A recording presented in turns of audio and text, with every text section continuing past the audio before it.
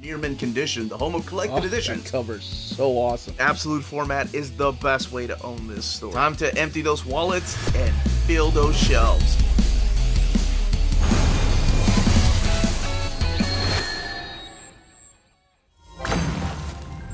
How's it going, all you minties? Uncanny Omar here from Near Mint Condition, the home of collected editions.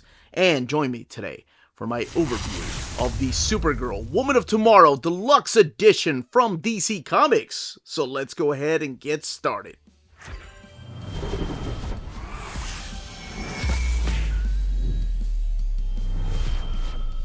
And welcome back, everybody. So what we have here is the latest deluxe edition from DC Comics, and that is Supergirl Woman of Tomorrow. And this is a deluxe edition, meaning that it's bigger than your standard size hardcovers and trade paperbacks. So it's as tall as an omnibus. So just comparing it to the size of a trade, so you can see just how much bigger it is. Let's take a closer look at the book itself. Supergirl, Woman of Tomorrow, the Deluxe Edition, the Supergirl logo, and of course, Supergirl right there. Tom King, Bilquis Evely, and Matheus Lopez. And the DC logo, I do love the fact that this has a flat finish to it, except for her. And the logo is all in glossy finish. And then there is gold, like a gold, I'm not sure if that's capturing on film or not, gotta get there we go, it's a gold foil around there. Love that attention to detail.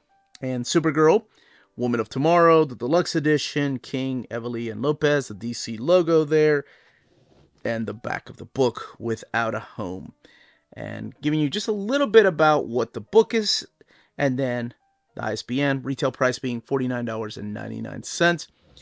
Let's look at it underneath this dust jacket, though. Man, that is bloody.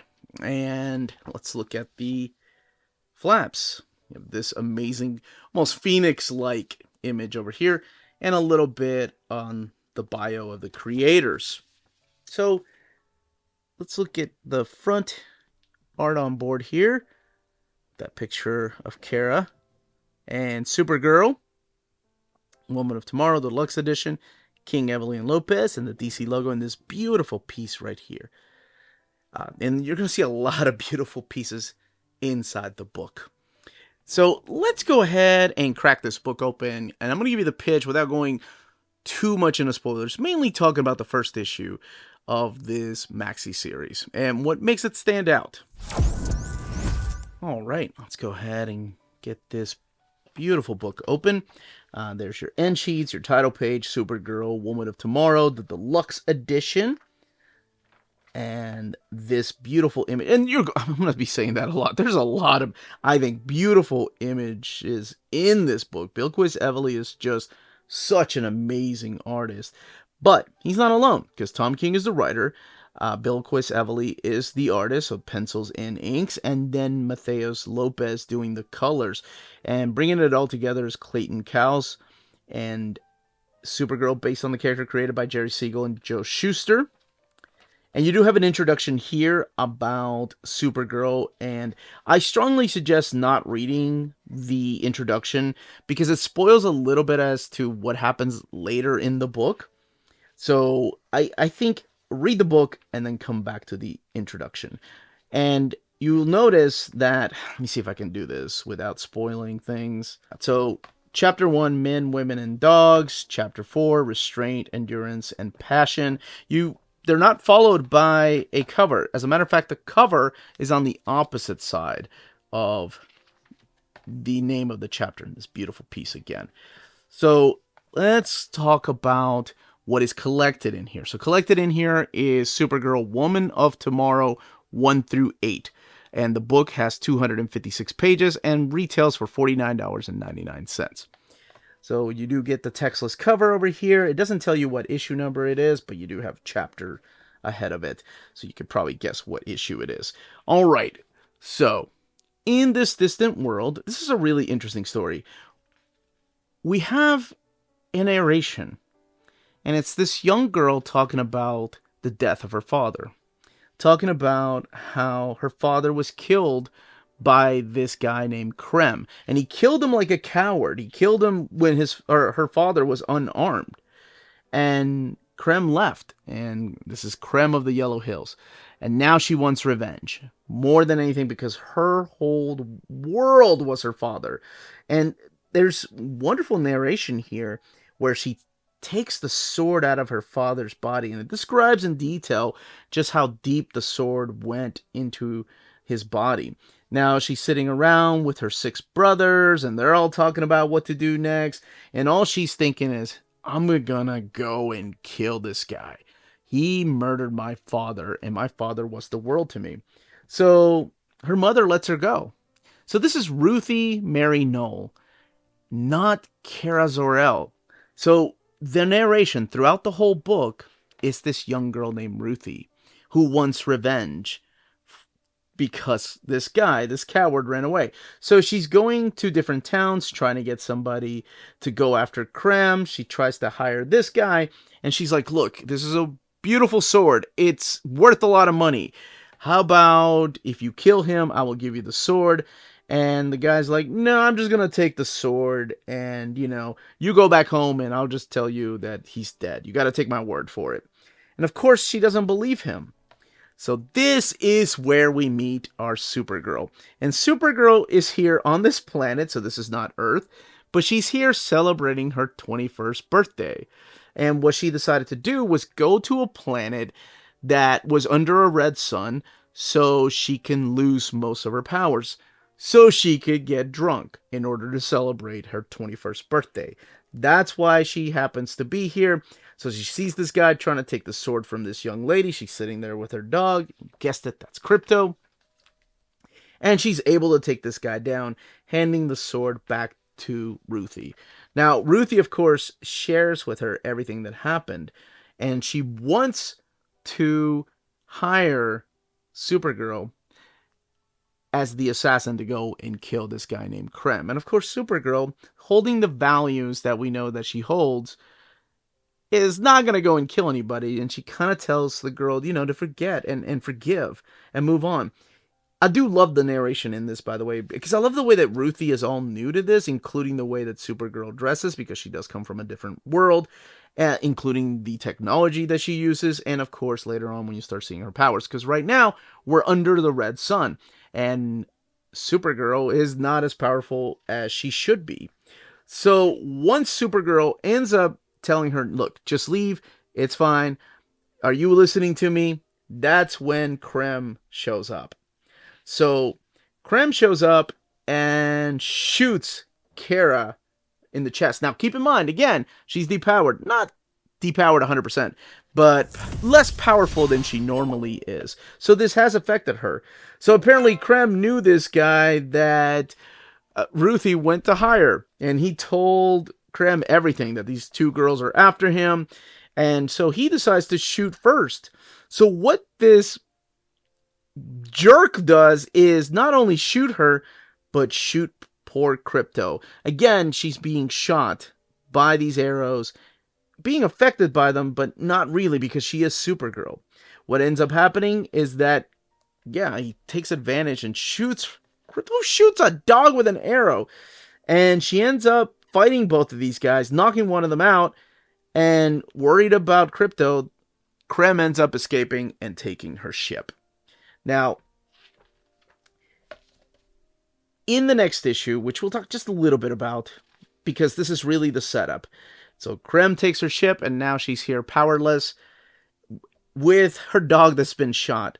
What ends up happening is that kicks off this adventure across space, as Supergirl and Ruthie end up going after Krem. So it kicks off going on this space freighter where they're having to ride coach, and then between them is this really gross alien creature, not understanding exactly what personal space is, and Ruthie just kind of regretting a little bit of hiring this young girl that's what she seems to think is dressed in her undergarments. Now, here's the question I'm going to be asked, I'm sure. Omar, what happened to Krypto? You can't leave us hanging like that. He got shot. Well, the reason that she goes after Krem is because he shot Krypto with this poison arrow.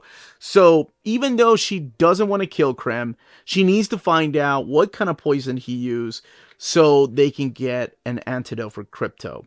That's why she decides to accompany Ruthie to go and try to get this killer, the guy that destroyed her world, which to her was her father. And through a series of flashbacks, all again told through the character of Ruthie, you get to find out more and more about Kara and her world and her connection to Ruthie, like why she sympathizes with her. Because Kara was part of this world that got destroyed. The Argo City, all the final remnants of Krypton. She was there for that. And her own relationship to her father.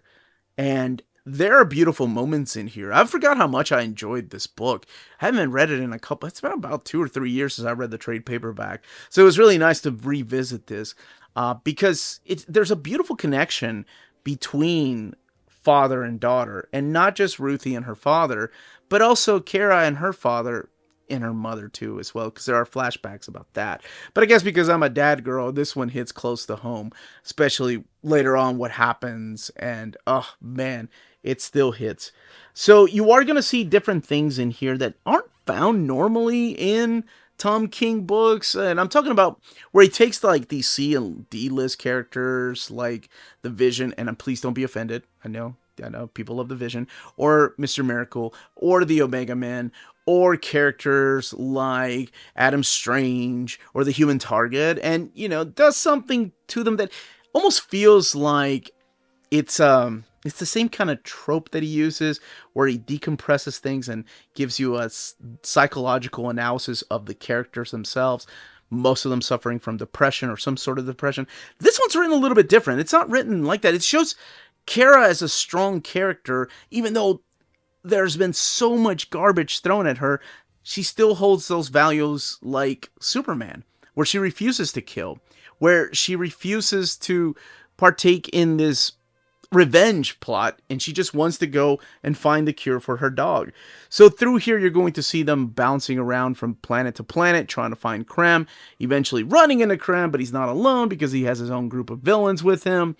And man, there's issues in here that are just beautifully drawn.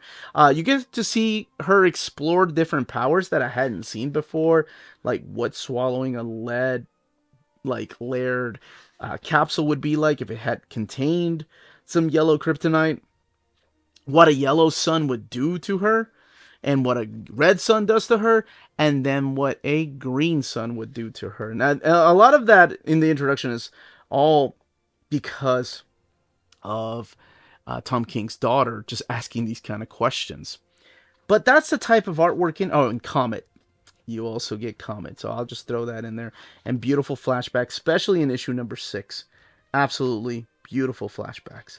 And you can find out how all this ends. Just wanted to showcase more of this wonderful artwork.